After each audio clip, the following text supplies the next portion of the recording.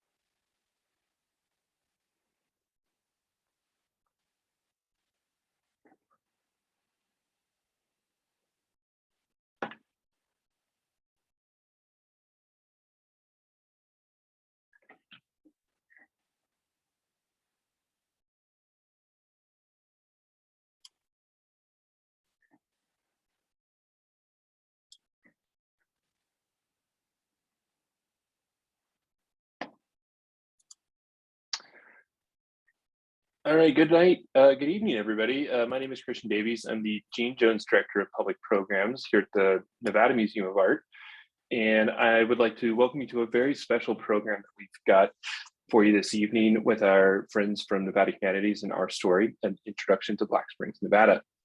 I want to begin by recognizing and acknowledging that the Nevada Museum of Art is located in the Great Basin on the occupied territories of Indigenous people. The state of Nevada consists of 27 federally recognized tribes from 4 nations: Northern Paiute, Shoshone, Washoe, and Southern Paiute people. We welcome our guest artists along with our Indigenous partners and our friends who join us this evening. A couple of pieces of housekeeping as we get started.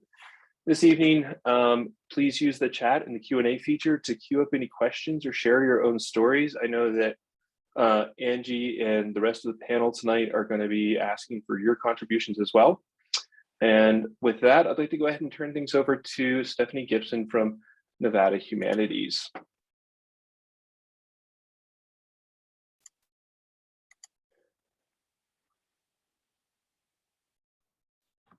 Unmuting myself. Hello, everyone. Thank you. My name is Stephanie Gibson. I'm the Assistant Director for Nevada Humanities. On behalf of the organization, welcome and thank you for joining us this evening. Thank you very much to the Nevada Museum of Art for this ongoing collaboration and for hosting us tonight.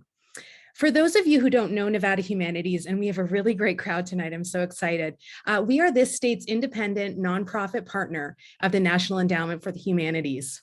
Our mission is to connect and transform communities by sharing and amplifying the stories, ideas, experiences, and traditions of the diverse people of Nevada. Part of doing this work for us is to bring people together to learn about this country, to learn about its founding and all of its complexities. This often starts by asking about the untold stories of our communities. What are we not learning about? Whose stories are not being told and why? And who's been in charge of this narrative? You'll learn from our distinguished guests tonight that understanding place and understanding where we come from and how we got here is a fundamental part of being human. And I don't know, maybe this deeper understanding might provide a framework to chart a path forward together in this ever-changing world. In our planning sessions throughout the summer and fall, someone noted that history is a collaborative process. And I've been thinking about that and I really love that. Tonight, you'll hear stories about campaigning for better infrastructure in Black Springs, Nevada. You'll hear about treasure troves of photos and documents found in storage sheds. And we'll learn about racial covenant laws that have shaped this region over time and continue to do so. It's been an absolute pleasure collaborating with Demetrice Dalton of Our Story, Inc. over the past number of months and learning from Helen Townsell-Parker about the history of Black Springs and the community that grew in that place, as well as other members and advocates who couldn't be on this call tonight. And I have so appreciated the context provided by historian Alicia Barber about Black Springs vis-a-vis the rest of the city of Reno and her work with Reno Historical. I think we're going to learn a lot tonight. And I hope you'll join us throughout 2022 as Nevada Humanities launches a new initiative called A More Perfect Union for more conversations like the one we'll be having tonight and other events where we'll be going to address topics of relevance across the state as we think about the 250th anniversary of the Declaration of Independence in 2026. In fact, support for this program tonight comes in part from a grant under the same name from the National Endowment for the Humanities, and we thank them for their support. Visit us at nevadahumanities.org and please sign up for our newsletter if you don't already get it. We'd love to be friends with you and let you know what we have going on. So without further ado, I have the honor of introducing our moderator tonight, Dr. Angie Taylor. Dr. Taylor has a long history in and a deep connection to Northern Nevada, and she is the perfect person to lead this conversation tonight. Dr. Taylor is the president and CEO for Guardian Quest, Inc., an organization specializing in providing diversity, inclusion, leadership, and organizational development training. She's also serving our community with the Washoe County School District Board of Trustees. Thank you so much, Dr. Taylor, for being here with us today, and she'll take it from here. All right, thank you very much, Stephanie. It is so exciting to finally be here, to be at this conversation. I'm looking so forward to these stories. For one, as Stephanie said, I've been around for quite a few years here in Reno, but when I first moved here, I remember going to Hug High School and hearing about Black Springs, Black Springs, Black Springs. And for the longest time, maybe many of you feel the same way, for the longest time, I thought it was called Black Springs because that was a place where a lot of Black people lived, especially large Black families, right? Like the Lobsters and the Townsells and other connections throughout. But then I learned more and more as I got to know people who lived there, who hailed from there, who had history there. And I really got to get more of appreciation of the history of those families, of the activism, and somebody I call the unofficial mayor of Black Springs. We'll hear a little bit more about her as well. And just to really appreciate the trailblazers in terms of the activism and the civil rights and the voices and the people who made changes. I mean, what an honor it is for me period, to be able to just walk those trails that those trailblazers have already forged, and now to get to be a part of getting a chance to hear some of those stories from a firsthand experience, stories that people know that they share. I want to encourage each of you tonight, please get in the chat, share your stories, ask questions, comments, all of that, and I'm going to do the best I can as a moderator to bring those questions in to make sure you're a part of this conversation. So I'm excited. I'm excited. This has been such a part of our history here in Reno. We always say that Black history is our history, and this is a really good time to learn more about it and to take a quick snapshot of it. So let's interact.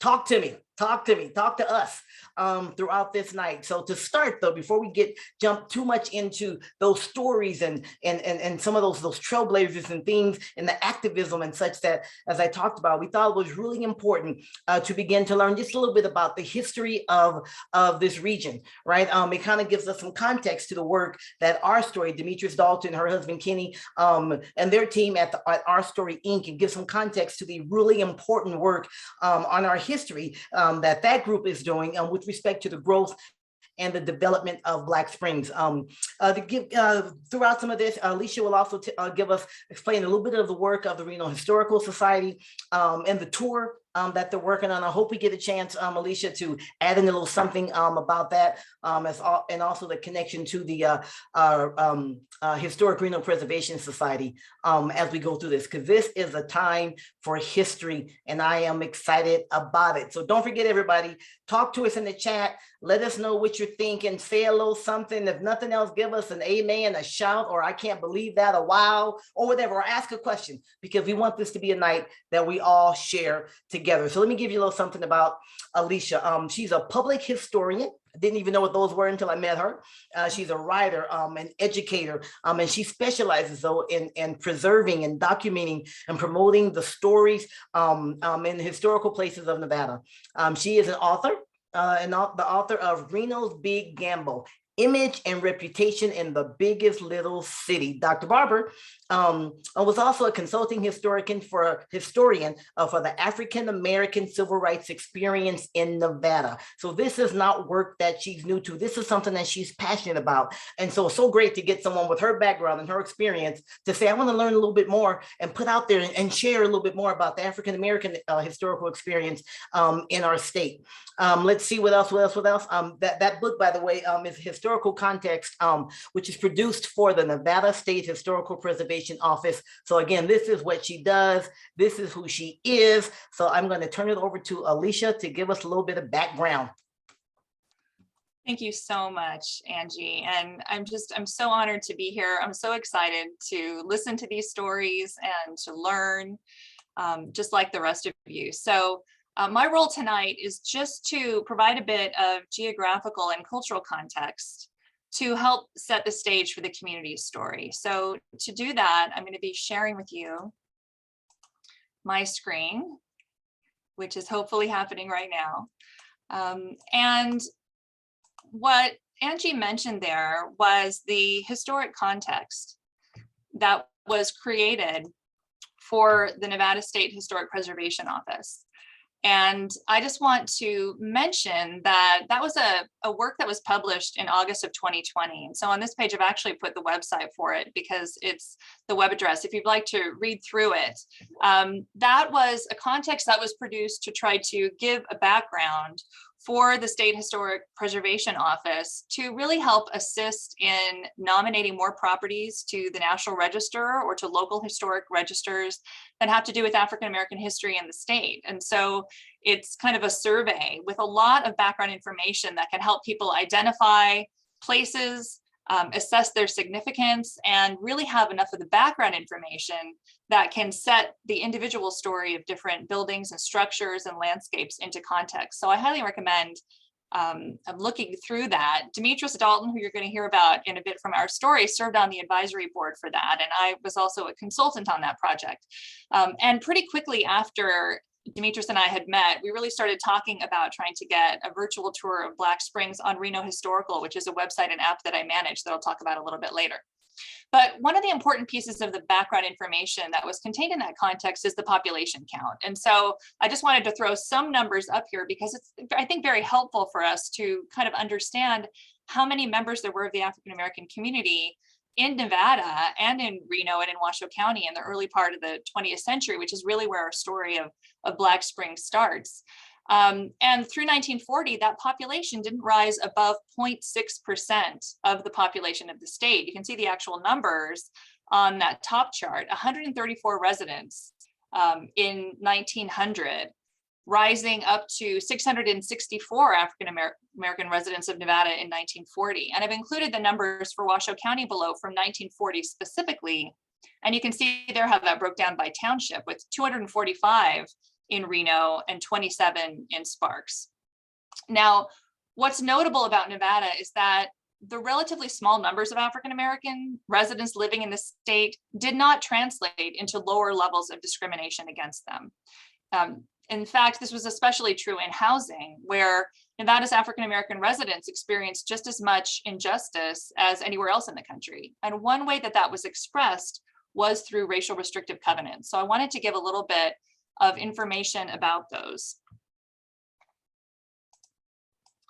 Now, restrictive covenants are a part of property deeds, and they cover all sorts of things. I mean, the types of restrictions that they take into account are, restrictions on allowed uses, what kind of businesses, if any, you could have there, whether you can have livestock and things like that. But racist language began to be added to restrictive covenants on a national level after 1917, when the US Supreme Court ruled that outright segregation in zoning ordinances that were created by a municipality, for instance, violated the 14th Amendment, which guarantees equal protection of the laws. So in 1926, the US Supreme Court ruled that private deeds and developer plat maps, though, when they're creating new subdivisions, were not similarly affected by the 14th Amendment because they were agreements that private individuals entered into of their own volition. It was just an agreement between the seller of a property and a buyer. And this is when we start to see them showing up in Northern Nevada around 1927. The National Housing Act of 1934 institutionalized the use of racial covenants by encouraging land developers and realtors and others to write racial restrictive covenants to keep neighborhoods from being redlined. And that was being marked risky for lending. The Federal Housing Authority's underwriting manual actually made the use of racial deed restrictions one of the criteria for insuring mortgages. So redlining made it much more difficult for anyone who wasn't white to purchase property because financing was being refused in the only neighborhoods where they were allowed to live. Reno was too small at the time to have those areas formally mapped out. We've seen a lot of these redlining maps across the country, but it would have been very clear which subdivisions had racial restrictions on them. And I just want to show you Reno in 1927, which is right about the time that we started to see these restrictions being put in place. Because as a result of these covenants, there was a very stark geography of residential segregation in Reno and Sparks in this era with some very lasting effects. And this map shows, I know it's small, I'll zoom in just a sec, but it shows the layout of housing tracts in Reno in 1927. That's when this was created. So I can zoom in here and kind of show you the city limits at that time. You can see we're up here by the university at the very top of the map. So Reno city limits were at about like College Drive. If you know where that is, it kind of cuts in pretty low on the University of Nevada campus right now, but that was the extent of campus at that time. We're over here kind of on Wells Avenue, Holcomb along here. And then down south, we kind of end up around Vassar. It's kind of the south city limits over here on the south end. All of these subdivisions have names. I'm kind of zooming back up here right in the middle is basically where the river goes through and you have the railroad going across on around 3rd, right?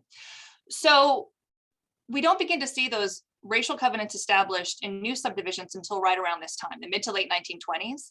So the housing tracts that had been laid out by this time, essentially everything on this map did not, for the most part, include that discriminatory language in their deeds.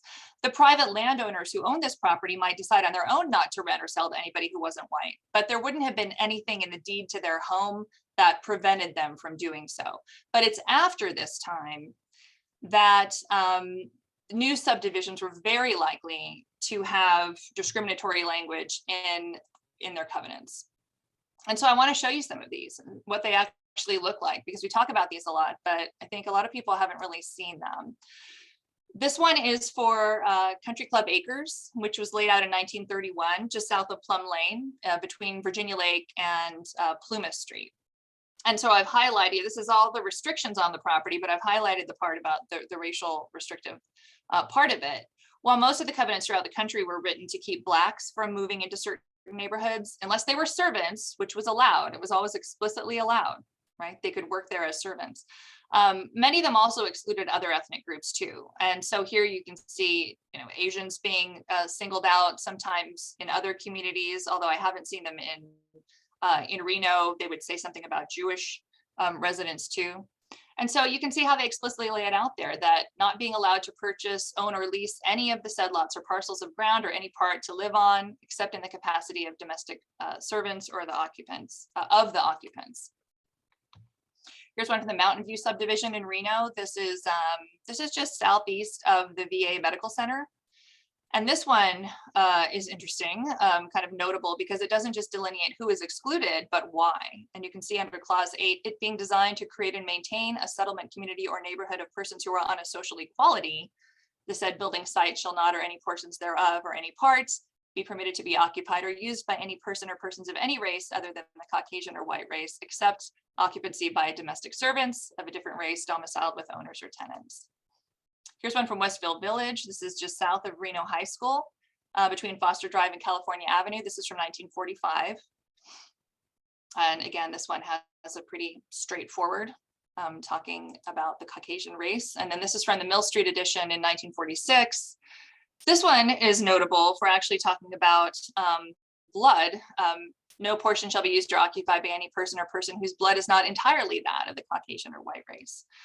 So they're very disturbing for people to see, and understanding that this is the lived experience of anyone who was looking for property. For many people who were white and were not excluded, they might have just kind of gone right through these documents at the time because they were so common. But for anyone who was being excluded by that, of course, preventing not just the ownership or renting or occupation of that parcel, but to be deliberately excluded through such discriminatory terms, very, very impactful. In 1948, the US Supreme Court ruled restrictive racial covenants to be unenforceable by the courts, but they weren't illegal to establish and privately enforce. So they still continued to govern where minorities were able to live. These are just a few articles that were published after that ruling in Reno in the Nevada State Journal. And the one on the left is kind of a straightforward description of the ruling and what it meant. On the right is a column written by Eleanor Roosevelt, who was no longer the First Lady in 1948, but she was very active in the United Nations Commission on Human Rights. In fact, she was the first chair of it. So she wrote a lot about civil rights, and this was something that she had been pursuing. And as Roosevelt writes, this decision would make it more difficult to implement racial covenants, but it wasn't until 20 years later, when the Fair Housing Act of 1968 was passed, that they were finally made illegal. Even that didn't require the restrictions to be taken off the deeds. However, quite recently, thanks to legislation that was passed in 2019, county recorders across Nevada now have a declaration of removal of discriminatory restriction form, which allows homeowners to have a new document created that disavows the language. It was very important to community members, including the NAACP, that that language itself was not struck and disappeared. We want to have a historical record that it existed, but there is a document that is created to disavow it. And so we can maybe put the link up later in the chat if that's something that you're interested in doing. So just a little bit more here. So this was the context of housing discrimination in Reno in the mid-20th century. There were neighborhoods in Reno, particularly in the older sections, whose founding predated 1927, where African Americans could rent and own property. And one area where significant members of the Black community lived was north of East 4th Street, on streets like Elko and Valley and Sutro. And remember that those roads went all the way up north to kind of east of the university campus, because this predated Interstate 80. So there was actually kind of a continuity of these neighborhoods that were actually quite diverse at the time. But there were boarding houses over there where members of the African American community could stay if they were visiting, including entertainers who couldn't stay in the casino hotels where they were performing. So these are just some homes on Elko Avenue where African American ministers lived and where they actually sometimes held their congregations, would actually have services in the houses. So I'm very much hoping that we can get these designated somehow, interpreted more and recognized for their importance in our community. So just some maps to really show you here as we head right into our storytelling, and I leave the stage to give the story to those whose story it is to tell. This is a map of Washoe County from 1948. And so this really shows you down on the bottom is the city limits of Reno and Sparks at the time. So you can see that Black Springs is on the map here. It's in the middle, circled it there.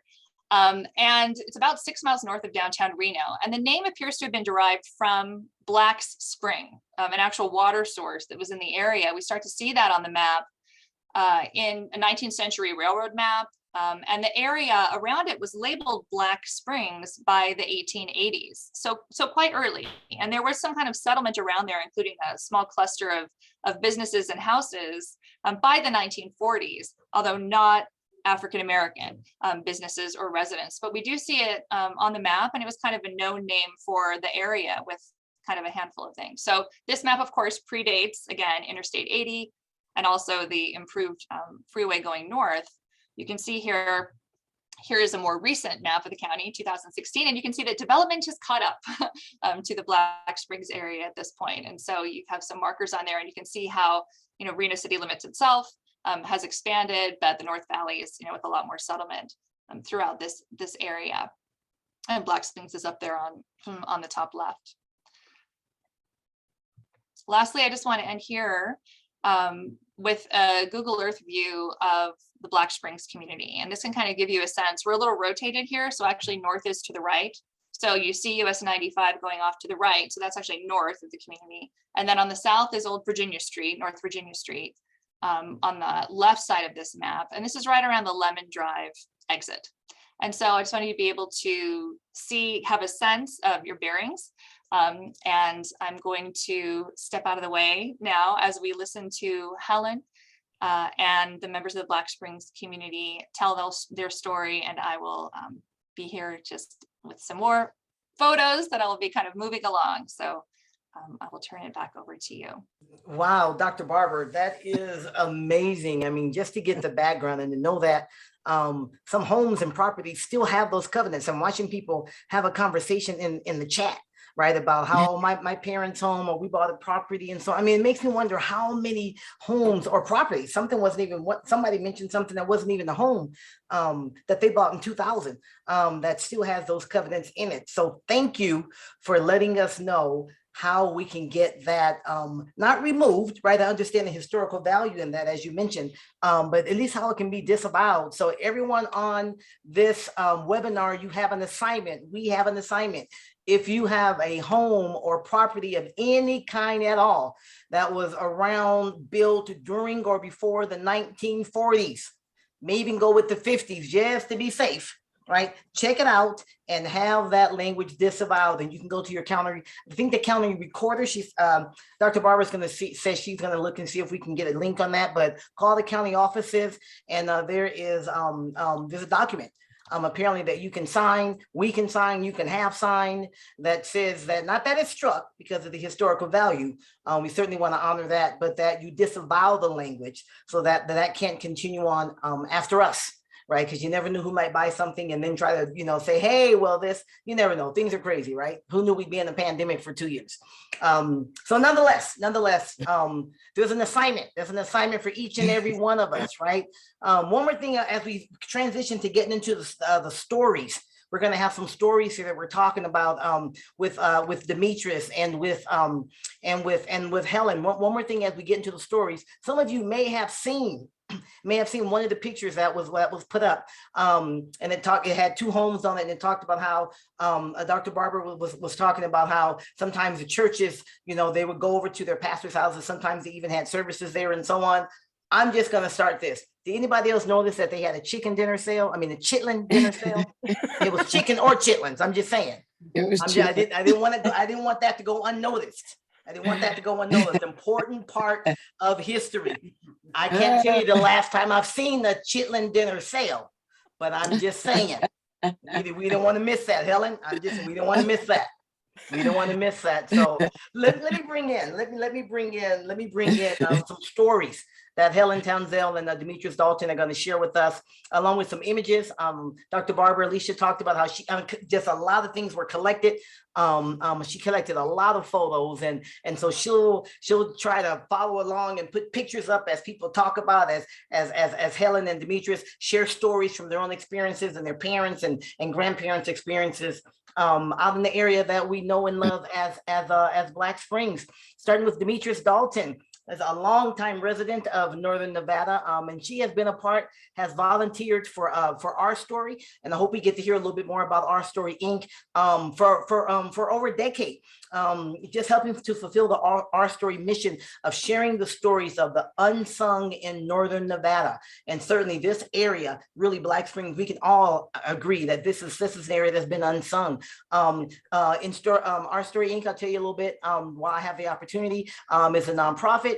And this nonprofit seeks out to preserve and exhibit the heritage, the culture, the contributions, and the accomplishments of underrepresented people in Northern Nevada. And by the way, in case you didn't know it, Demetrice Dalton is a very accomplished, amazing, professional freelance artist. So we're so glad to have her on and have her be a part of this whole project. And then hopefully we'll get to hear a little bit more from her about that, as well as the stories. Now, Helen Townsell-Parker, she was born in California, but she doesn't claim California. California doesn't claim her, right? She is really a Black Springs girl, right? The woman, she is the daughter of Jeff and Carrie Townsell and the granddaughter of Ollie and Helen Westbrook. Now, as I said, the mayor of Black Springs, should there ever have been one, would have been not Ollie, would have been Helen Westbrook. And we all know that Helen Westbrook, the mayor of Black Springs, and if anybody denied it, they didn't live in Black Springs. Okay. In the early 2000s, Townsell-Parker, Helen, right? She discovered the history of the community that she grew up in. And in 2006, she successfully petitioned the county commissioners to rename the Black Springs Community Center to the Westbrook Community Center, which is what it probably should have been named in the first place, but that's another story. Okay. She also put all this into a book, right? A Cry for Help, of chronicling the building of a Black community in the early 1950s through 2000. This book was published in 2010, and all historical documents relating to this research. And hopefully she'll talk a little bit about how she found this in the 2000s. They're housed now in a place so everybody can benefit from them, review them if they have interest in it. They're all housed at the Nevada Historical Society. So we're looking to these amazing women who are bringing some insight, some experience, some expertise to this area. And I'm just going to start with this question. And so I'm going to start with the offspring of the mayor of Black Springs. Helen, tell us about Black Springs. Hi, well, thank you guys for having me. And I am very honored for this chance to talk about Black Springs and to let a lot of people know some of the history of it that may not know that history. As you see, the very first picture that's up here is J.E. Sweat. And he's the guy right here that's looking at a map. J.E. Sweat changed a lot of things for Blacks back in the days. He was approached by my grandfather back in 1952 to ask if he had any problems selling property to colored people. And this is exactly the way J.E. Sweat put it. A man approached me and asked me if I had problems selling to colored people. And he said that man's name was Ollie Westbrook. And he told him, he said, I had to think about it. And when I thought about it, I said, no, I don't have any problem that Blacks, they deserve the right to have land and own property and have homes just like everyone else, just like the all-American family does. And so J.E. Sweat, he bought property out of Black Springs, in which Alicia told you the name did not come because it was where Blacks lived. He brought 40 acres out there and he partitioned them off into 1/3 acres. and he sold them for $300 each. And it was a $50 deposit for you to get the home. Now, the amenities is what I want to talk about to buying this property was that there was, well, number one, let me go step back a little bit. It was the only place where Blacks could go and buy property and start a home and build a home. There's my grandparents right there. That's their home, but that wasn't the home in the very beginning. That was the home in the end. But they spearheaded so many grants and contracts with the city to build that community to be what it is today.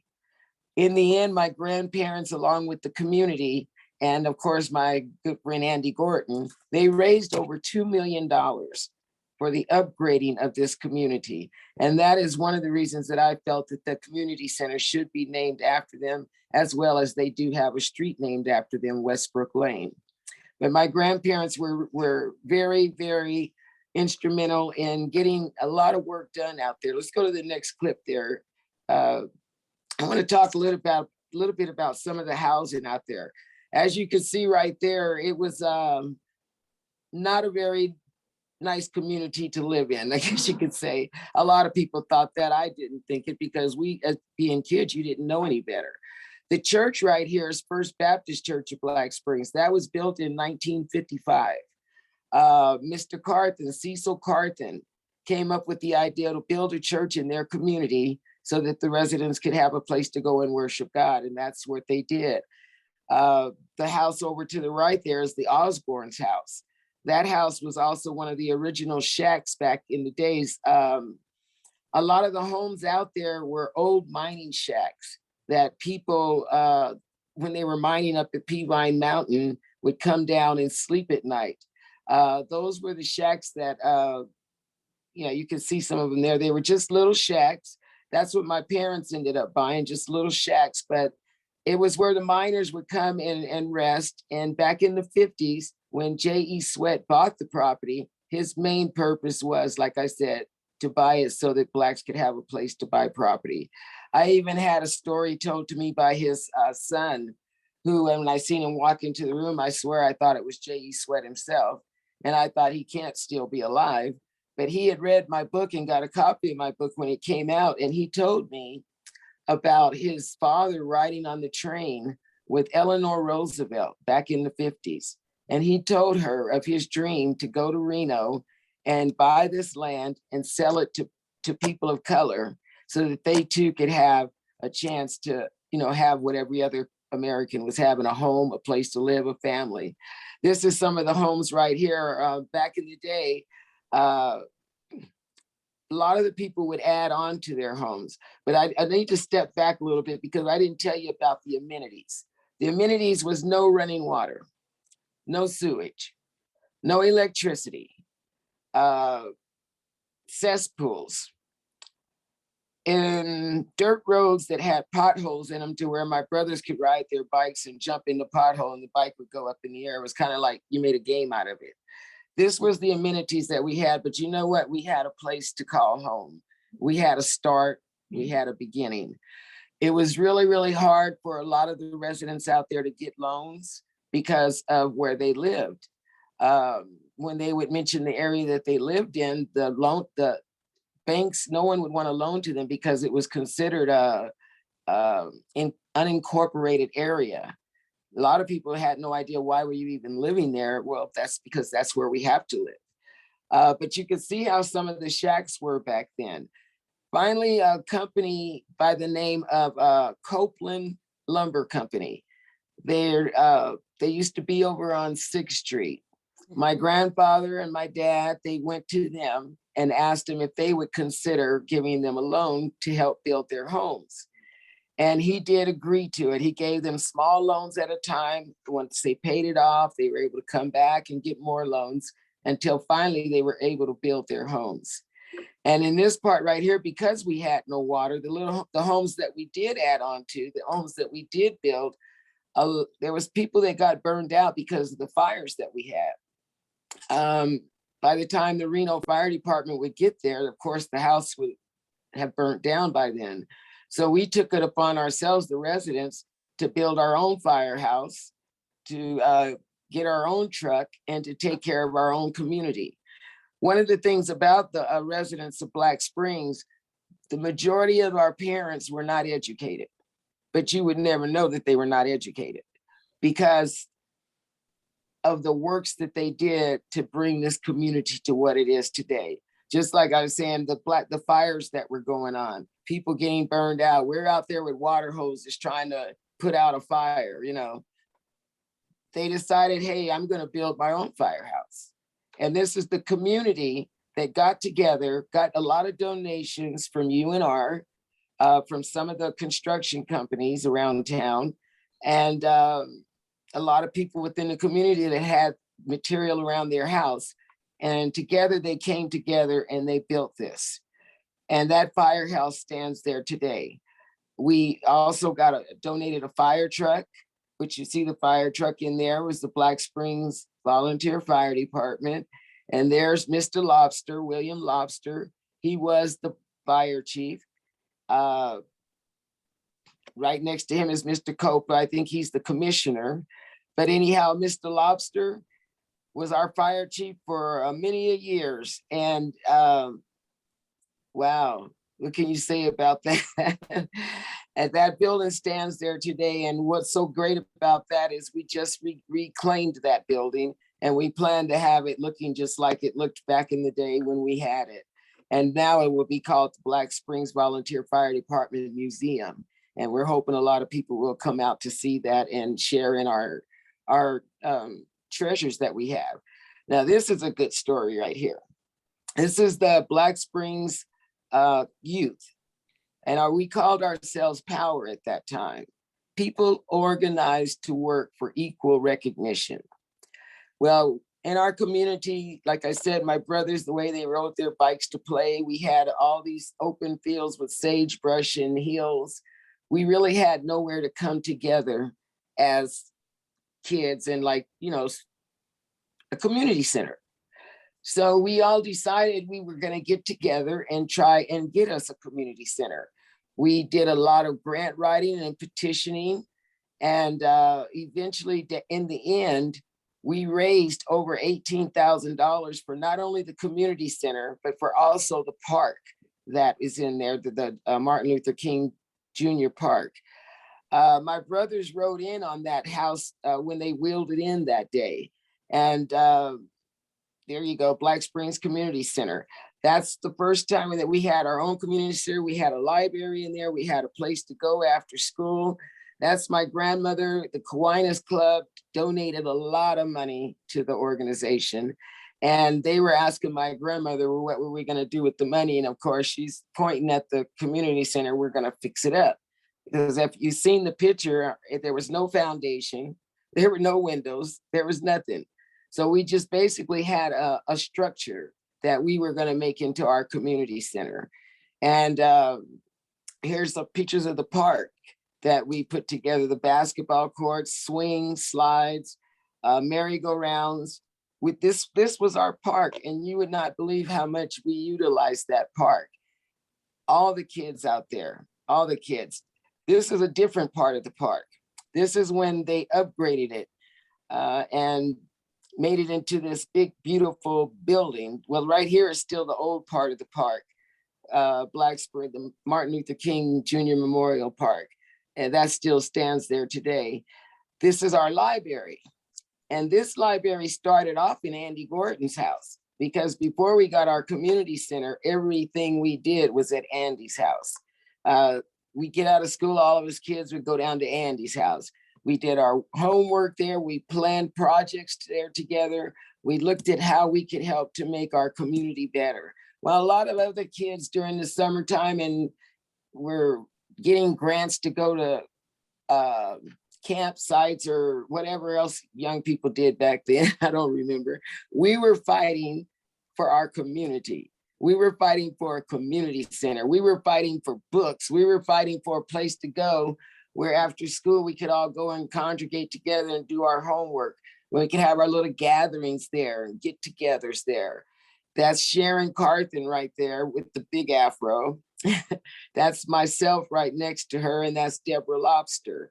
This was when 300 books were donated to the community center. And we were in charge of the distribution of the books and putting them in order and putting them together and getting them all registered and listed in our little library. And that was our chore right there, and which was very fun. Like I said, we were very, very into our community. Now, the next picture, this is the new community center. Now, the story on this new community center is not as great as the first one. The first one we could use anytime we wanted. We had total access. Angie talked about my grandmother being the mayor of Black Springs, unofficial. She was unofficial, but she was the mayor. Back in the day when we had the little house, she had the key to the house. And we would go to her when we wanted to use the center. Sometimes it was a challenge, but we usually got the key. And we could go and do our little projects or whatever we wanted to. Well, then we got a big grant to upgrade the community center.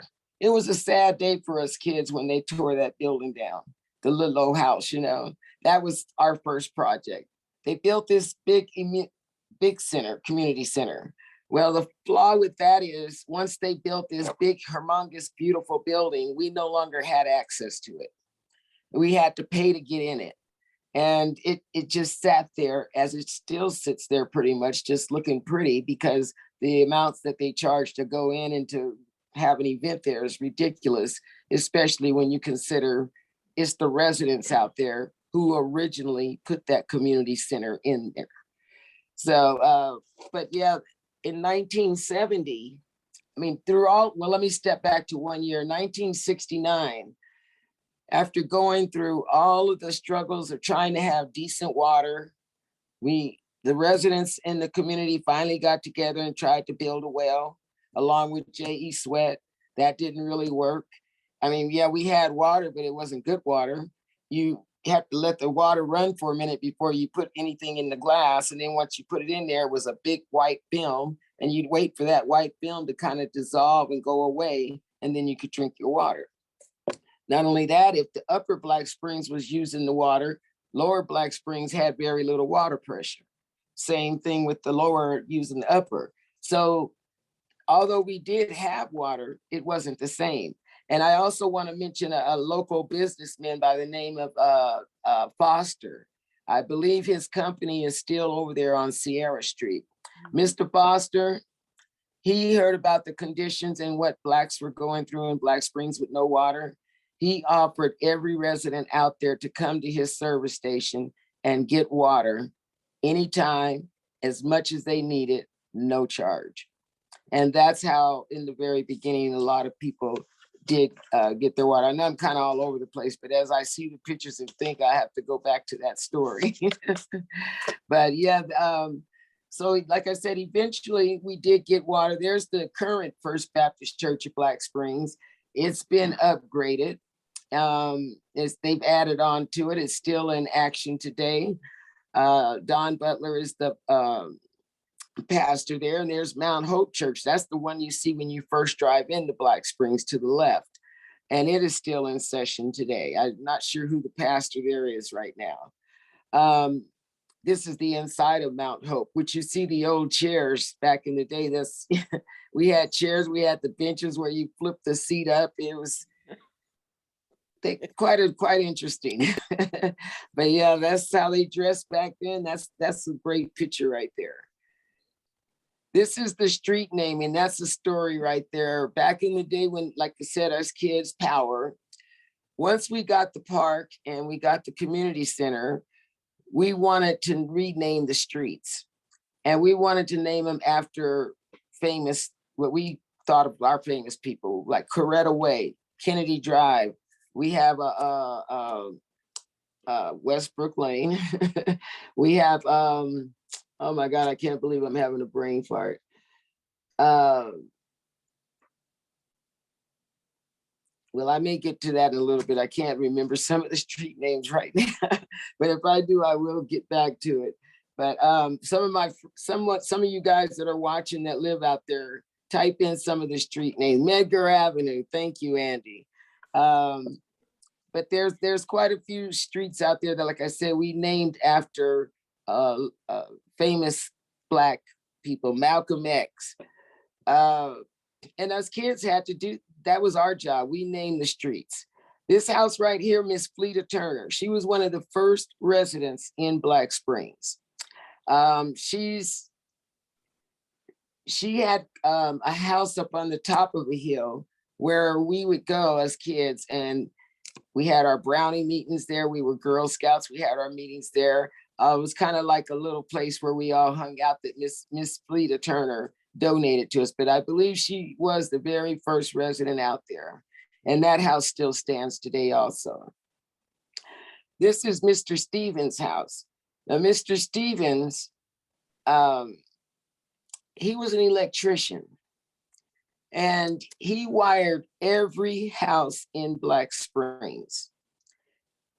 When he first came to Reno, he couldn't get a job in his profession because he was Black. No one would hire him. And so he did other types of work. But the main thing about Mr. Stevens is you could call him any time of the day or night if your electricity went off, if something was wrong, and he would come with his little case with his tools. And he had his bottle of Seagram 7 in the back pocket. And I tell you, Mr. Stevens did not leave until you had your power back on, or whatever the problem was fixed. He is a legend out there in Black Springs. That's the Osborne's house. They grew up out there too. Gino Osborne, Tina. This is kind of one of the original houses out there. They did add on to it, but that is one of the, gives you an idea of what the houses look like, the little shacks kind of. That's Deacon Pettis's house. And you know, I don't know Deacon Pettis's first name, which is, we always called him Deacon Pettis, but that was his house. He's over on Medgar Avenue. In the next picture, this is the Buffkin's house. This is to the left is the old picture, and that's Miss Buffkin. You know, when Demetrice was asking me about what was her first name, I said, well, all I ever called her was Mrs. Buffkin. So I had no idea what her first name was, but her name is Jewel Buffkin. And to the right is the home after they did more work to it and more updated in the 1990s at that time. And that's the Carthens house to this day.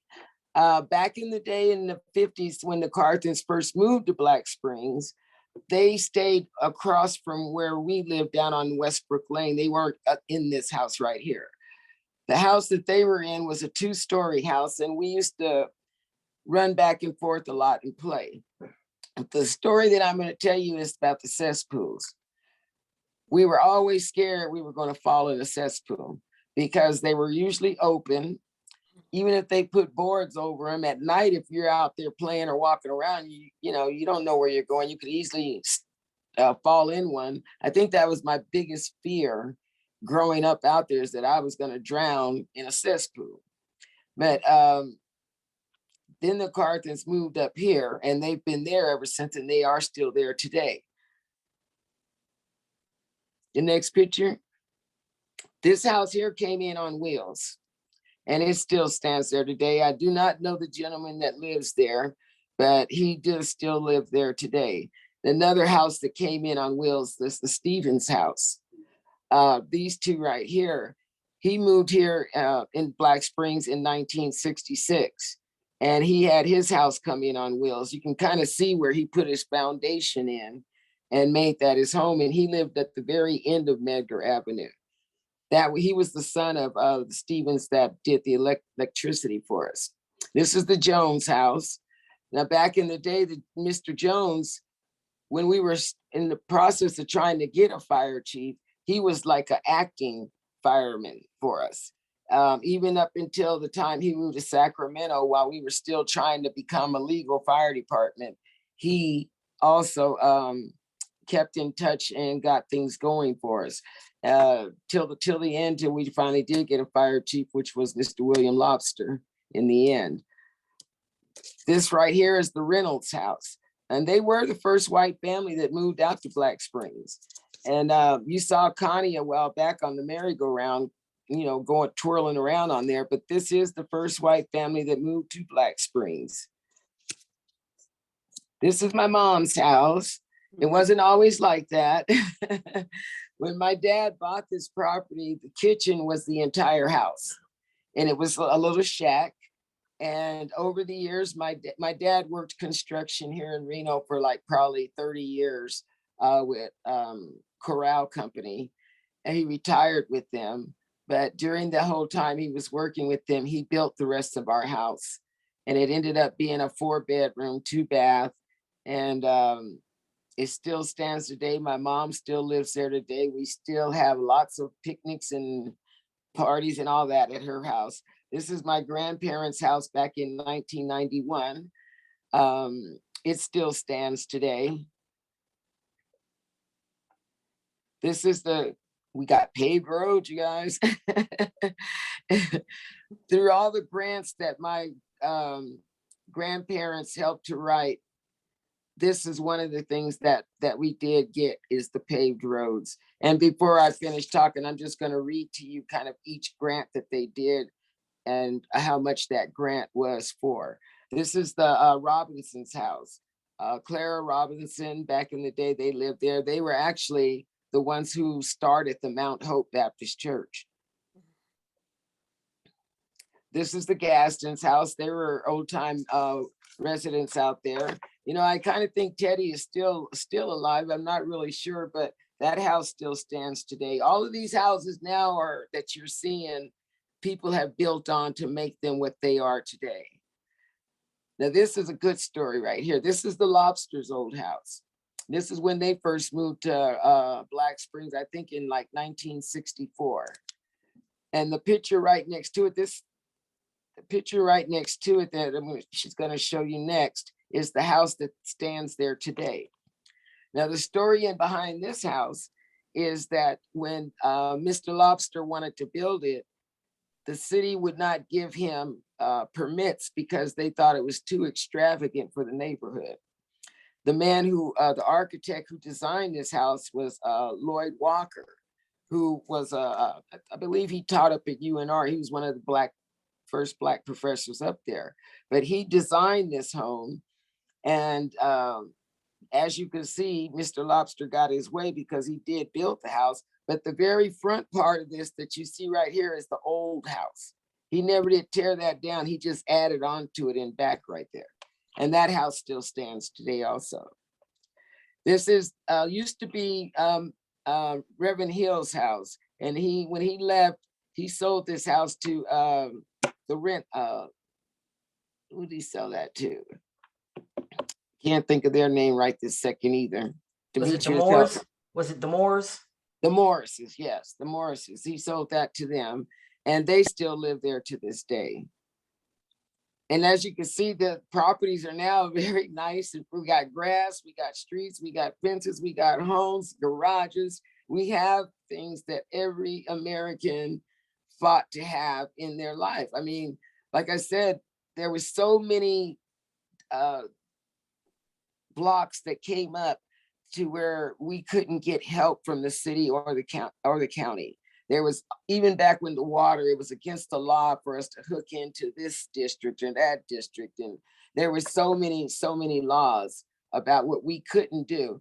Then they started telling us what we could do and how we had to do it. And we go back and do it and bring it back all done, nice and neat together. Then they say, okay, now you need to go do this. It was a constant patience, a lot of patience, because we knew they were trying to set us up for failure. And we refused to fail. This shed right here in the picture, that shed is where I found 30 boxes of paperwork that my grandparents had stored over the years. My first impression was to get rid of all the boxes until I started looking in the boxes. And when I started looking in them, I said, oh my God, what have I discovered? A longtime resident back then named Jose, he helped me put all the boxes on the porch. And I said, now what do? He said, start with the first box, go one by one until you finish and see what you got. And that's how that book came about, because I found so many documents of how that little community, that small but mighty community, came to be. and how it stands today, and all the work that my grandparents did, that the residents out there did, that Andy Gordon did, it's paying off today, and it's been paying off for many years. I just want to read something really quick because I know my time is probably getting up, you know. But in 1969, still fighting for rights, my grandfather wrote a powerful letter to the county commissioners. After that letter was written, then came Andy Gordon, a Vista worker. I know Andy, when he probably got there, he probably said, where in the heck have they sent me to? Because he came in the middle of the night. And Mr. Bufkin had a little house next to his house, and he let Andy stay there. And Andy had a cot and probably things that the residents gave him, you know, to basically live on. He didn't really care. He was there to help. And boy, did he help. And he showed and taught my grandparents as well as us how to write grants, how to go out and get what you want. In 1972, 2 grants were written, $65,000 from the Fleshmans and $90,000 from HUD. Guess what, you guys? We had water. We got 3 wells out there now, the best water you ever want to drink, right out the sink. In 1972, my grandmother helped to establish the Meals on Wheels and organize the Negro Business and Professional Women's Club. In 1973 is when we spearheaded the drive for the community center, and it's named Martin Luther King Memorial Park. 1974, applied for street improvements, $70,000. It was approved. 1980, $87,000 for improvement of a community center. 1980 also $90,000, $250,000, $800,000, all approved to better the community. The final grant was in 1999. $500,000 was approved. That community raised over $2 million for the upgrading and to have the community that they have today, which is a place where anybody would love to live. Like I said, the streets were named after my grandmother, but as far as I'm concerned, the residents out there all pulled together to bring together this community that stands today, that I consider very historical. And that a really short ending story is they're building warehouses all around us. And it's a way to try to inch you out, but we're staying. We are staying. We put too much time, too much effort into that small but mighty community that we call Black Springs, Nevada. And I thank you all for listening to that little portion of mine. And I'm sorry if I kind of swayed here and there, but it's like as the pictures came, I had to go to that part and go to this part and everything else. But thank you so much. Helen, You, Angie. It was exactly what we thought it would be. I mean, there are so many stories, so much inspiration, right? So much to be proud of as a community, in particular as an African-American community, when you see what the people out there did under such dire circumstances. I mean, the history is something that has to be saved. I see people talking on the chat about getting your book, and it continues to be posted. Let's get that. Mine is autographed, by the way, but I'm just saying. But you know, it's just so important to capture and to hold on to this. And I think that's a part of the appreciation for this is really going to Demetrice and our story.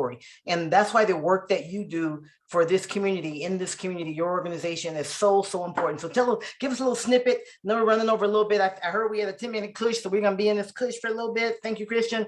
Tell us a little bit about our story. There's some questions that people have asked. I've written down. We want to ask those as well. This is a good time. If you have a burning question or something, throw it in the chat. We'll try to squeeze that in as well. But give us a little something on our story and the history, what work we're doing on now, what's happening going forward, what's happening with Reno Historical. Talk to us. Well, first of all, Angie, thank you very much. I'm just so thrilled and so excited about what's going on. I want to thank Angie. I want to thank Helen. I want to thank Christian with the Nevada Museum of Art, Stephanie with Nevada Humanities, Alicia with Stories in Place and Reno Historical. Alicia and I have been talking about how to bring this to some type of fruition for years. And we're just bubbling over. We're just bubbling over. Anyway, with our story, like was mentioned earlier, our story is about telling the stories of the unsung, the underrepresented, as far as history is concerned in Northern Nevada. We also go out a little bit with the Sierras. We go down as far as Goldfield. We reach in a little bit Hurlong, reach up a little bit with Quincy, Hawthorne, and we just try wherever we can to gather and share this wonderful information. And Black Springs, we have always thought, is just an absolute jewel. And one of the plans that we have for Black Springs, Helen sort of touched on a little bit, is to inch by inch, building by building, turn it back into a place, or not even turn it because it's already a wonderful place, but tell the stories of Black Springs and try to make it into a really cherished historical site.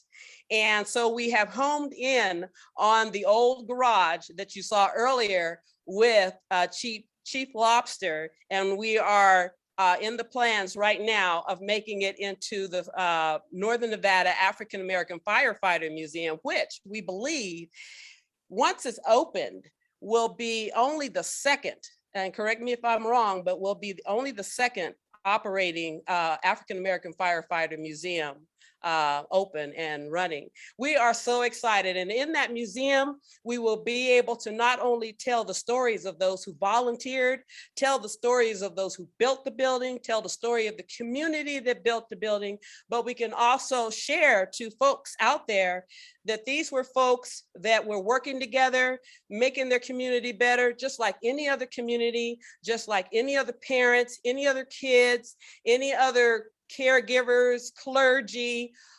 They were just making it happen with sometimes really, really hard challenges. And again, that's what our story is about. We're excited about working on the museum. And as we do that, we hope to be able to continue to provide a venue and a platform for more and more of these stories about Black Springs to be told. There are so many stories, guys.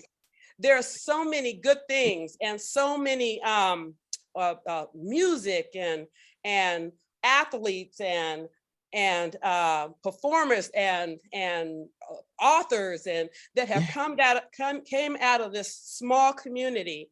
And so this is really just a peek in to what Black Springs, particularly in that time slot, what they developed, what came out of there, what the kids that they developed, the people who started this community and work for this community, their children and their grandchildren have done. So we're just excited to be a part, and we're just excited to see this happening. And in closing, again, thanks to everyone for giving this such a wonderful initial push. And we look forward to more panel discussions. Please, everybody, keep your ears and eyes open for the next panel discussions that we have planned for Black Springs, and also about the opening of the museum. Great job, Helen. Great job. Thank you. No, look, that is fantastic. I'm watching some great stuff going on in the chat, and Aaron Walker's on here. Her dad was the architect. Aaron, we were talking about you the other day. Yes. Boyd Walker, that he built the lobster home, and she said it looks similar to the one built for her family out in Hidden Valley, because she said they were the best of friends. So that tells you the level of home. If it was a home built in Hidden Valley and the very similar home built in Black Springs, that tells you, that explains why they got some of the resistance. That explains why they got some of the resistance. I want to ask some questions. Kristen said we have some time. So we have some questions in there. First of all, the question, when did Black Springs get a school, or did it ever get a school? Never had a school. Never had a school. Pretty small community for a school and different age groups and so on. Yeah, most of the kids went to Stead Elementary.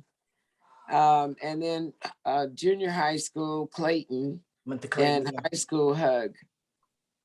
Our family from the 1st through the 8th grade, we went to St. Thomas Aquinas. Ah. So that was located downtown, right next to Arlington, Arlington Towers. That's where we went for the first 8 years. And in the 9th grade, my mom let us choose where we wanted to go. And that's when I attended Clayton and then Hug. Someone told me that some of the kids went to Orbis Ring, which was the elementary that was just east of the university until it was torn down in the 70s. So that was close elementary school too. Yeah. There, another question.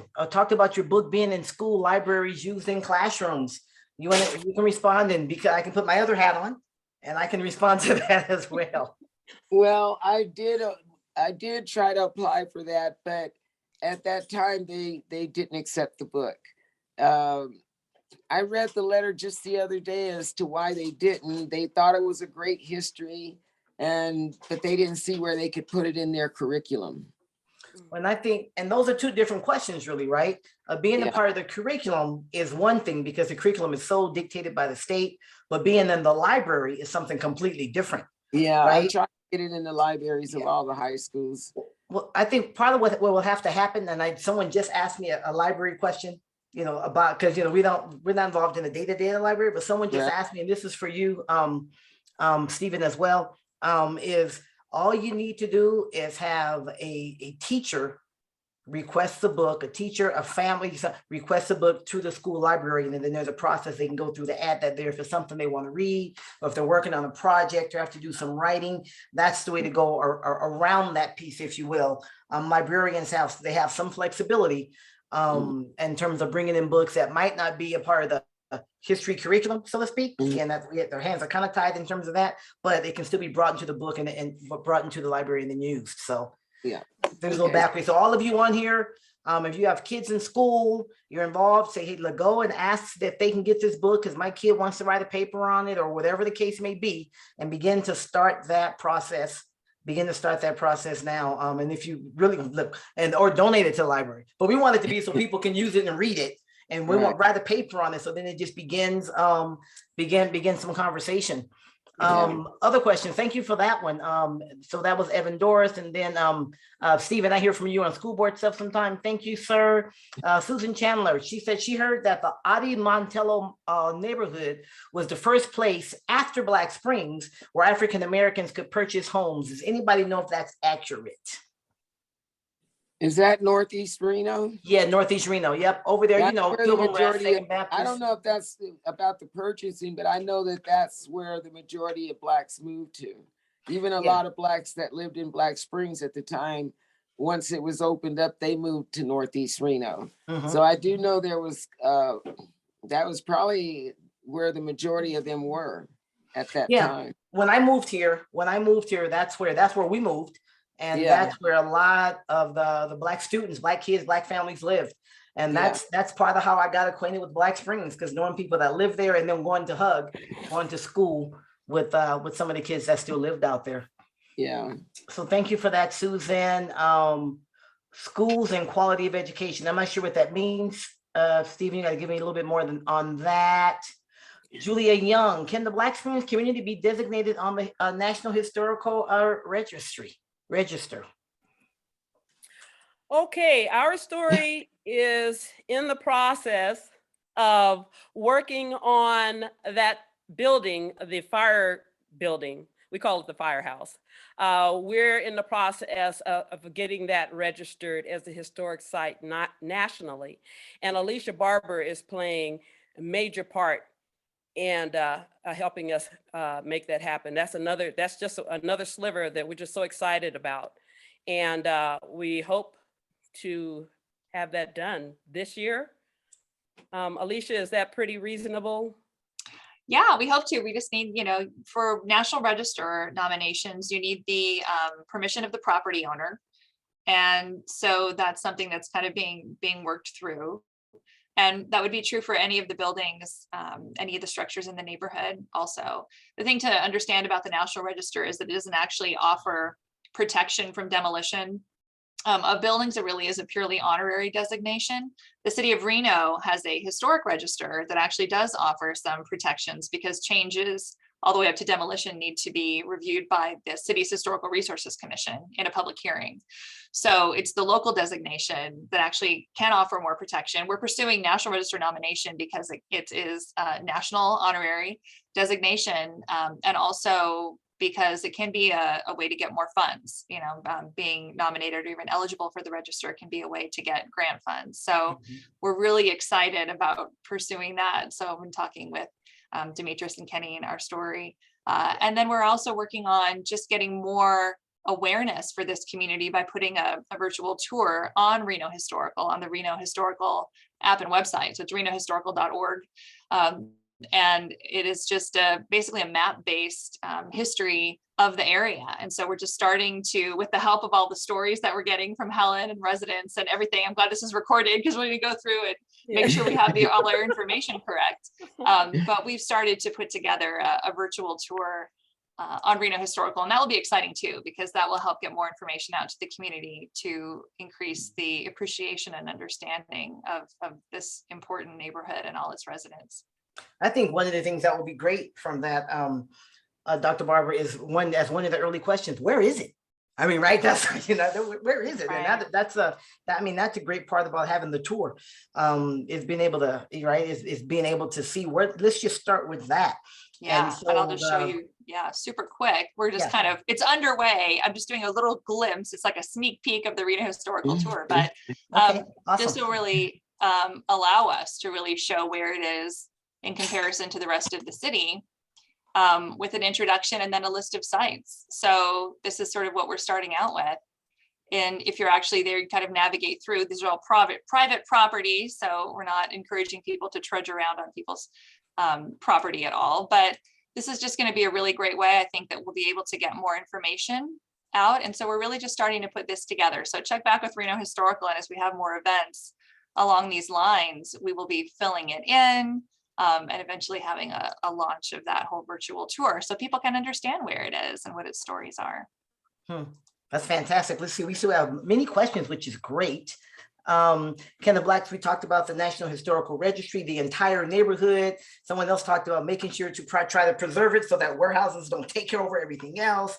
And so we see that the beginning of that process is happening. It may need to be building by building as it starts. Yes. But I think that's okay. Get the ball rolling and put it on everybody's radar. Can the Black Springs community, no, not that. Here's a question for you, Helen. Do you still have your mother's key to the old community center? No. That would be good to keep that. Yeah, but I don't have that key. No. Thank you, Courtney. I do have the key to the new community center. All right. But well, speaking of that, someone else asked that question. Who runs the new community center? Who runs that now? The Washoe County Parks Department. So it's the county. It's the county. Yeah. That was some early conversation on the chat as well, and that answered that question as well. Someone anonymous, but that is a great question. Did most of the residents in Black Springs work construction? Do you remember at that time? A lot of them did.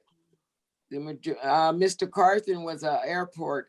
He was a porter, I think, at the airport. Oh, he was for a long he time. get your luggage and stuff as you come in. That's But right. the majority of the rest of the residents, a lot of them did construction. They would hire Blacks. I mean, a lot of the women, like for instance, my grandmother, when she first came, she did domestic work. One of the guys she used to work for was Judge Beamer. And she also worked for Drindle. The big law firm, Drindle, Janea, and Jacoby. Well, Tom Drindle's parents, my grandmother worked for them.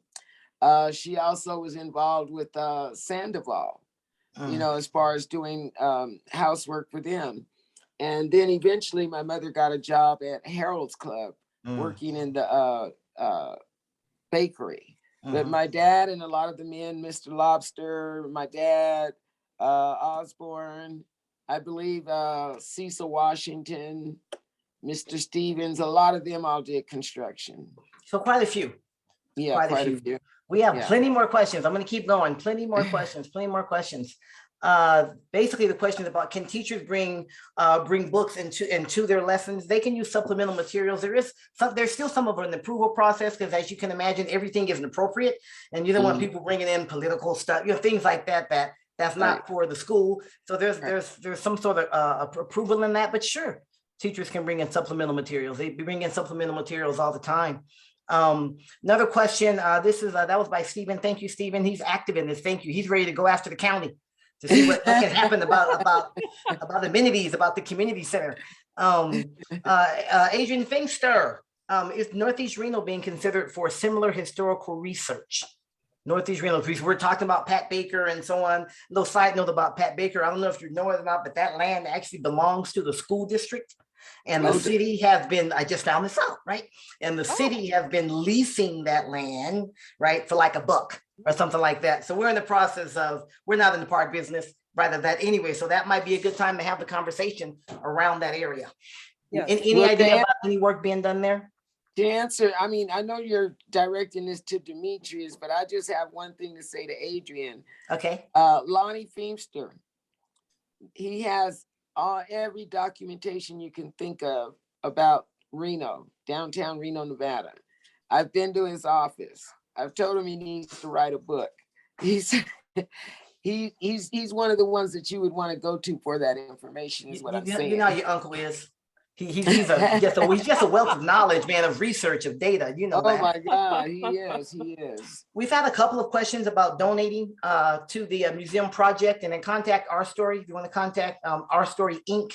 We've had it in the question, in the Q&A. We also had it on the chat. So certainly some resources to help with that really important work that's being done there will be great. Yes. Future panels, lovely. We've had to the panel. Just some great, just words of appreciation, and somebody, this is the best Zoom panel I've ever been on, and who said Zoom meetings are for? I mean, just some great stuff. Thank you to the panel, right? Thank you. Thank you to the panel. Yes, Miss Helen's been telling me to come through the boxes. Yeah, go through the boxes, Adrian. You see what Helen? You can write the next book, girl. You're young. You got plenty of time to do it too. So look, Yes, do indeed. it. Let's see, contact Our Story. We have one open question, it looks like. Oh, Miss Dalton. Where can I find artwork by Miss Dalton? Oh my goodness. I have a website, and it's my name, demetricepdalton.com. You can also catch me on some social medias like Facebook. I'm on Instagram and LinkedIn. You can find me on there as well. It shows some of my art, and it has contact information, and you can contact me if there's something in particular that you would like or have questions about. Thank you for the question. Worth it. Good stuff. I'm telling you, good stuff. Adrian, in case you don't see it, Dr. Barber has said, yes, they've done some inquiring about Northeast Reno, and she's interested in talking to people about it. So I think you have a volunteer already, Alicia, to help get that conversation going over there. When was the name? This is one I missed. When and why was the name changed to Grandview Terrace? I'm not sure. Was it changed? Was Black Springs changed to Grandview Terrace? Well, I Yes. don't like to tell that story, but I'll tell it. Okay. My mother had moved. She had left Black Springs and moved away. Came back, and I think around the early 90s, and she found some paperwork from J.E. Sweat. And the paperwork that she found is where J.E. Sweat said of his dream of this place to be a Grandview Terrace. And before all the warehouses and all that came, we did have some beautiful views of the mountains and the country and stuff. And now the warehouses are there. But so my mom, she was crazy about J.E. Sweat. She petitioned the city to change the name to Grandview Terrace to pay tribute to him. And she got her wish. And now she wishes it was back to Black Springs. So, and we do hope to put it back to Black Springs. That's one of my next dreams, is to put the original name back. Yeah, it's always gonna be Black Springs to me. Sorry. Yes, to me too. Yeah, Me too. certainly no Me too. disrespect. We appreciate, and thank you, Lynn Brimmer, for giving us the real name of J.E. Sweat, and the when he was born and when he passed away, he made such an impact, such an impact on us. Oh yes, he did. You know, Yes, I he mean, did. The residents out there loved him. I mean, you know, even his son had told us that he didn't know if the residents cared for him or not. I said they loved him. This man gave us opportunities that no one else would do. He opened doors that no one else would open. Yeah. And, you know, everyone out there was crazy about J.E. Sweat. They still talk about him today. Yep. Yes. Yep. Just as I am. Yeah.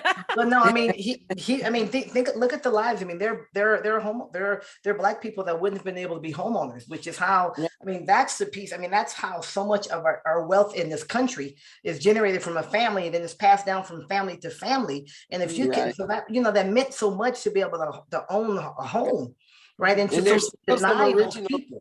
Yeah. Yeah, there's still some original families out there. Like my mom's still out there. Yeah. The Buffkins are still out there. Osborne, Carthens, Stevens. All of these are still out there. So there's still 6 original families out there.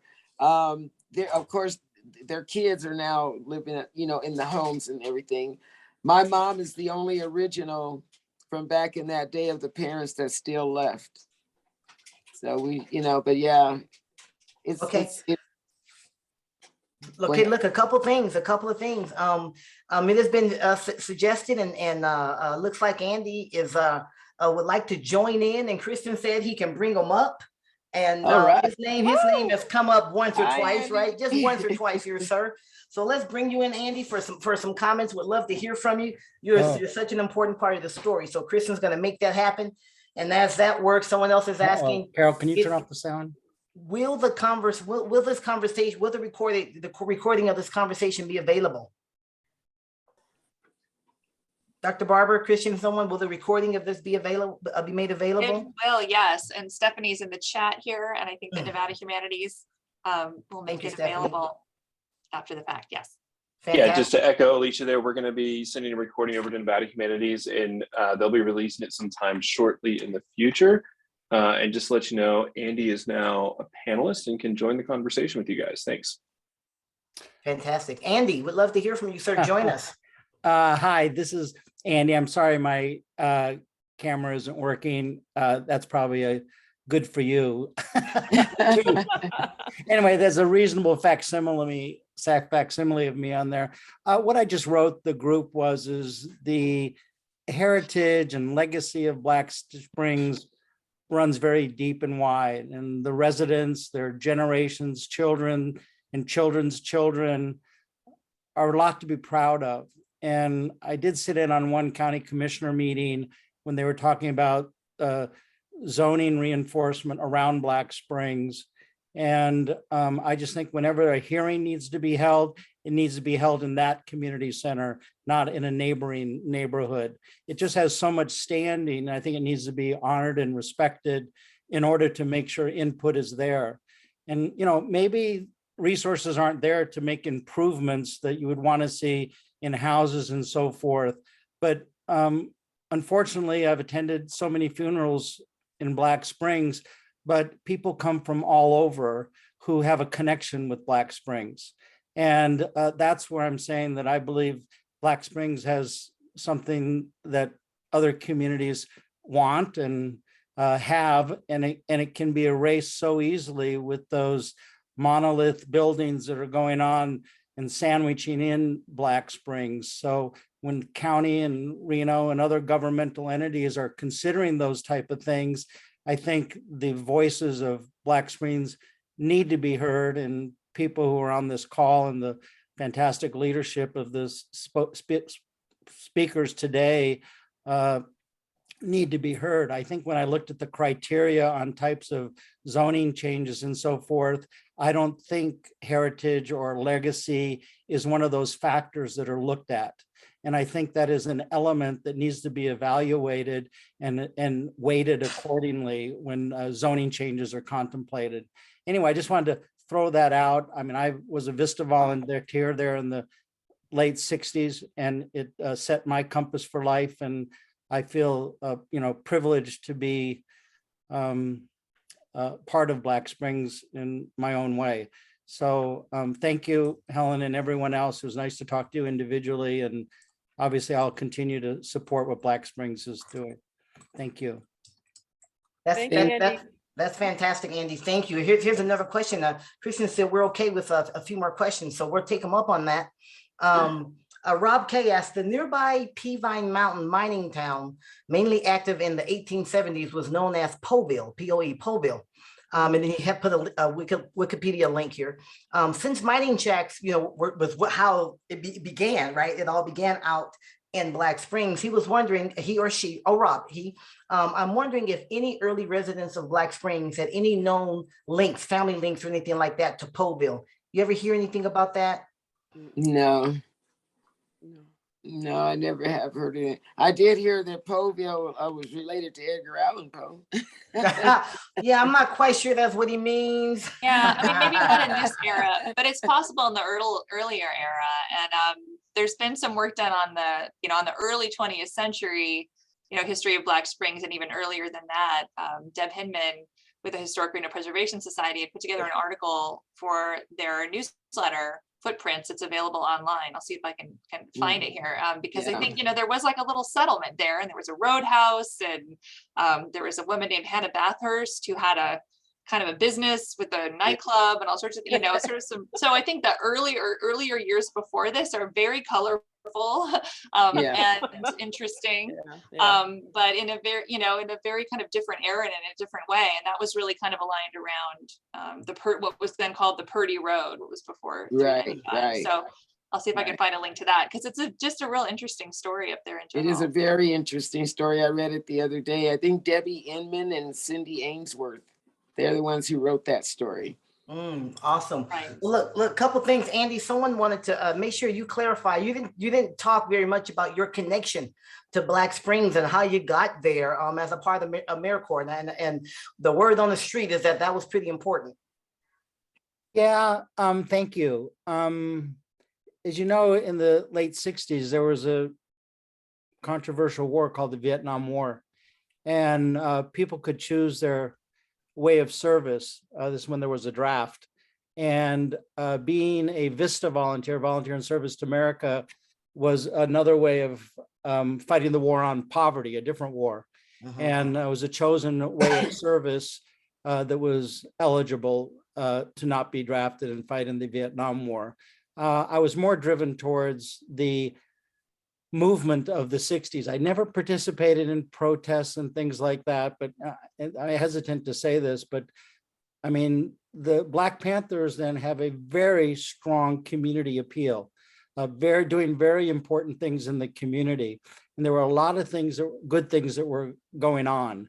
And so we worked in Black Springs, and it was such a privilege to do it. I learned more than I gave, that's for sure.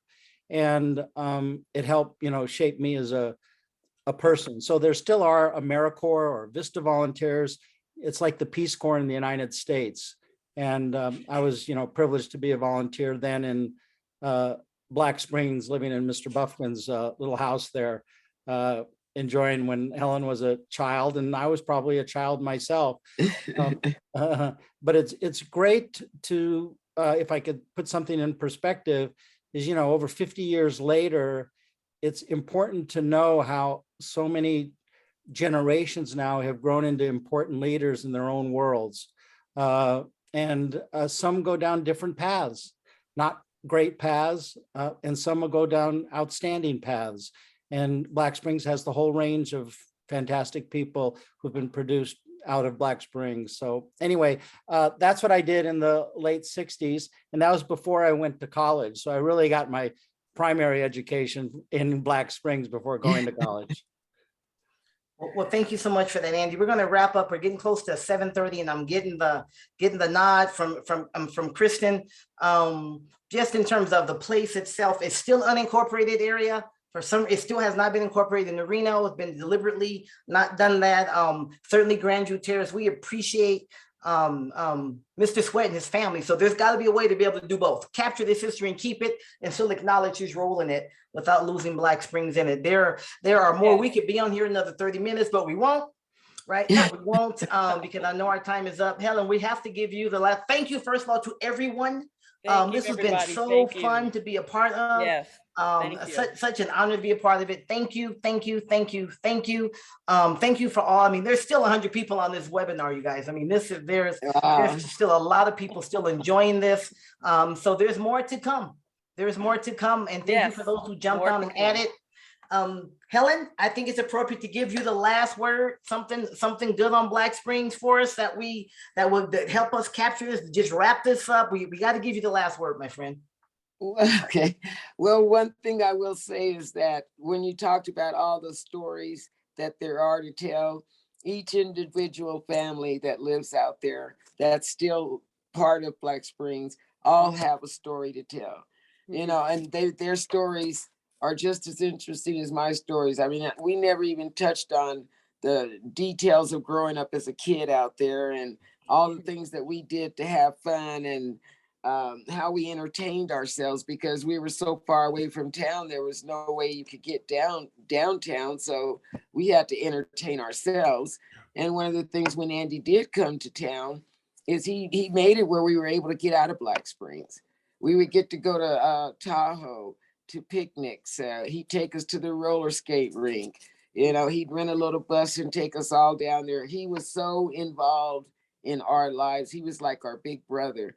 And he was responsible for a lot of the activities. But my main thing is that I want you to know is that there's so many more stories by so many more people. And hopefully on the next panels, we'll get more people from Black Springs from that era that can tell their stories. Yes. It's a long story. Yeah. And I thank you all. I thank you all more than you know. Thank you. For taking this under your hands like you are. Stephanie, Yes. Alicia, Chris. I mean, thank you, Christian. I mean, thank you so much for taking this under your thumbs and bringing it to light. And Angie, you're great, girl. This is a great story, man. I had so much fun. And Demetrice, thank you, because we've been talking for a long time, you and I, and you have you come through. No. And thank you. And we got a lot more to do, girl. We got a lot more to do. A lot more to do. A lot more to come. For a lot of this too. I mean, just really thank you to Nevada Humanities, the Historical Society, all the amazing work that's being done. Certainly couldn't have done this without you. What a way to you pivot from, this was supposed to be an in-person panel, y'all, and it got pivoted to a Zoom webinar, and this was awesome. Just think how much fun we would have had if we could have done it in person. I know. Yes. Yes. Next things will be coming. So thank you to everybody. Thank you for the honor of being here and being able to be a part of this. What a joy. My mom and I had a blast. She said, don't put me on camera. Don't worry, Mom, I won't. But it was amazing. So thank you so much. Thank you for being here, everyone tuning in, and thank you for allowing me to take the ride. And I just want to also extend that thank you to everybody. Thank you so much, Angie, for leading and shepherding this wonderful conversation.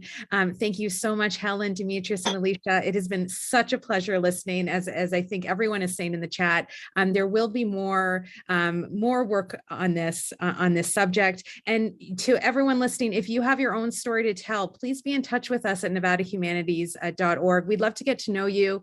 We are really committed to this idea that everybody has a story to share. That is really a huge part of our mission. And I can't think of a better way to elucidate that mission than this conversation tonight. It was just fabulous. So thank you so much. And thank you to the Nevada Museum of Art for hosting and taking such good care tonight. Yes. Thank you, Chris. Thank you. Oh, you did really well.